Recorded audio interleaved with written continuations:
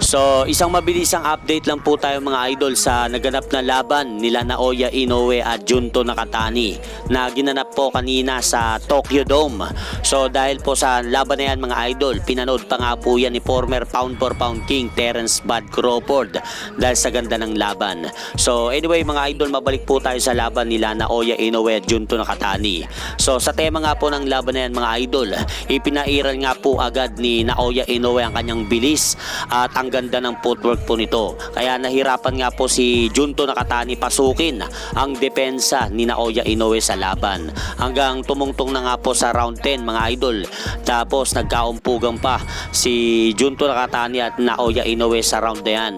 At akala ko nga po dito mga idol, ihinto ng ring position ang laban dahil dumudugo nga po yung ulo ni Junto Nakatani. Pero hindi naman po inihinto ng referee dahil ipinagpatuloy pa rin po yung laban nila. Hanggang umabot na nga po sila sa 11 round.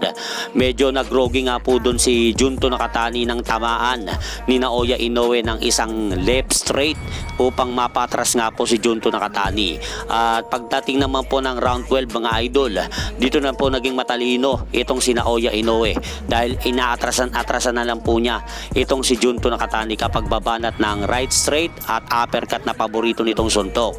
Kaya nakuha nga po mga idol ni Naoya Inoue ang panalo kanina via unanimous decision upang mag-improve na nga po ang kartada nito sa 33 wins, no losses with 24 knockout. Habang bumagsak naman po ang kartada ni Junto Nakatani sa 32 wins, 1 loss. Kaya binabati nga po natin mga idol si Naoya Inoue sa kanyang ipinamalas na galing kanina.